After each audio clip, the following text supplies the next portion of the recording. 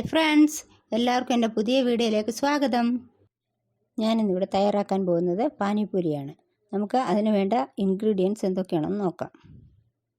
റവ 1 കപ്പ്, പച്ചമുളക് നീളത്തിൽ കീറിയത് 2 അല്ലെങ്കിൽ 3 എണ്ണം, ഒരു ചെറിയ കഷ്ണം ഇഞ്ചി, മല്ലിയില 1 കപ്പ്, 1 കപ്പ് പുതിന ഇല, ജീരകം 1/2 ടീസ്പൂൺ, നാരങ്ങ 1 മുറി, മൈദ 2 ടേബിൾ സ്പൂൺ, ഉപ്പ് ആവശ്യത്തിന്, വെള്ളം ആവശ്യത്തിന്, മുളക് പൊടി 1 ടേബിൾ സ്പൂൺ, സവാള 1 എണ്ണം ചെറുതായിട്ടരിഞ്ഞത്, ഉരുളക്കിഴങ്ങ് 3 എണ്ണം വേവിച്ചത്.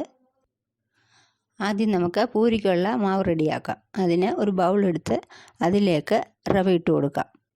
റവയോടൊപ്പം തന്നെ മൈദ മാവ് ചേർത്ത് ആവശ്യത്തിന് ഉപ്പും ചേർത്ത് വെള്ളം ഒഴിച്ചു കൊടുത്ത് നമുക്ക് നല്ലതുപോലെ ഒന്ന് കുഴച്ചെടുക്കാം.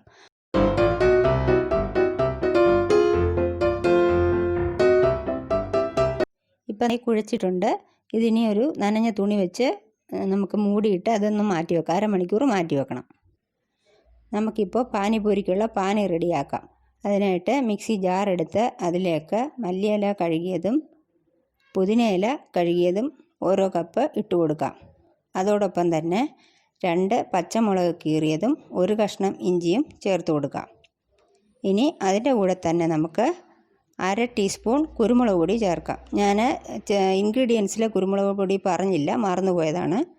അതും ചേർത്ത് അതോടൊപ്പം തന്നെ ആവശ്യത്തിന് ഉപ്പും ചേർത്ത് നമുക്ക് ഒരു ചെറുനാരങ്ങയുടെ പകുതിയും പിഴിഞ്ഞൊഴിച്ച് അതിൻ്റെ കൂടെ തന്നെ 1/2 ടീസ്പൂൺ ജീരകവും ഇട്ട് നല്ലതുപോലെ അരച്ചെടുക്കാം. അല്പം വെള്ളം ചേർത്താൽ മതി, ഒരുപാട് ചേർക്കേണ്ട കാര്യമില്ല. നല്ല പേസ്റ്റ് രൂപത്തിൽ അരച്ചെടുക്കാം.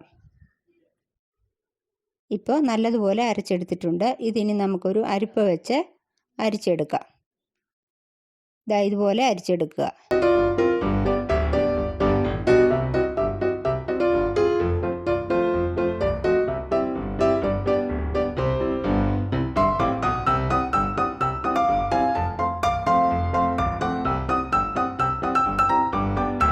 ഇപ്പോൾ പാനിപൂരിക്കുള്ള പാനി റെഡിയായി.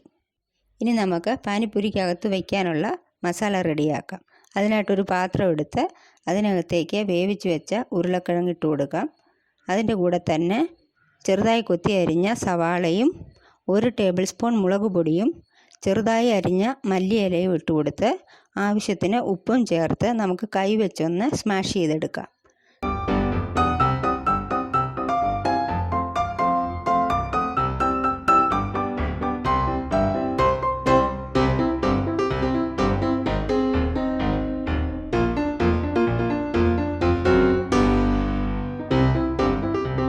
ഇപ്പോൾ മസാലയും റെഡിയായി.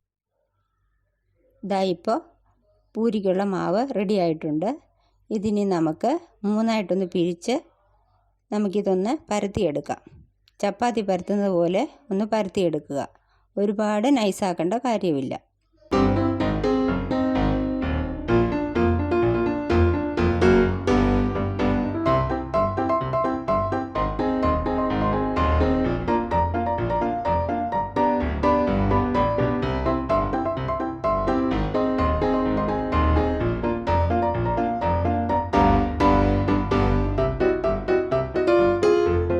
നല്ലതുപോലെ ഒന്ന് പരത്തിയതിന് ശേഷം നമുക്ക് ഇതുപോലെ വാവട്ടമുള്ള ഒരു പാത്രമോ ഗ്ലാസ്സോ എന്തെങ്കിലും എടുത്ത് ഇതുപോലെ ഒന്ന് കട്ട് ചെയ്തെടുക്കുക.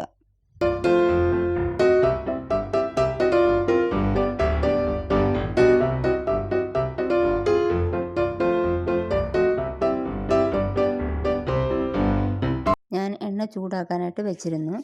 ഇപ്പോൾ എണ്ണ ചൂടായിട്ടുണ്ട്. ഇനി നമുക്കിതിലേക്ക് ഇതൊന്നൊന്നായി ഇട്ട് കൊടുത്ത് വറുത്തെടുക്കാം. നല്ല ക്രിസ്പി ആയിട്ട് വറുത്തെടുക്കണം. എങ്കിലേ നമ്മളത് വിരൽ വെച്ച് ഉടയ്ക്കുമ്പോൾ ഉടയുള്ളൂ. കാരണം അതിനകത്ത് നമുക്ക് നേരത്തെ റെഡിയാക്കി വെച്ചിരുന്ന മസാലക്കൂട്ട് ഫില്ല് ചെയ്യേണ്ടതായിട്ടുണ്ട്. പൂരി വറക്കുമ്പോൾ എപ്പോഴും നമ്മൾ ലോ ഫ്ലെയിമിൽ വെച്ച് വേണം വറുത്തെടുക്കാനായിട്ട്.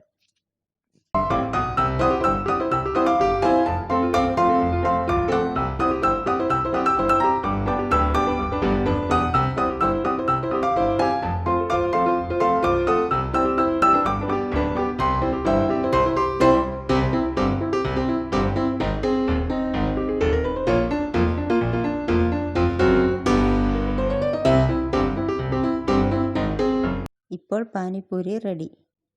ഇനി ഇത് കഴിക്കേണ്ടത് എങ്ങനെയെന്ന് പറയാം. ആദ്യം ഒരു പൂരി എടുത്ത് അതിൻ്റെ നടുവിൽ വിരലുകൊണ്ട് ഒരോട്ടയിടുക.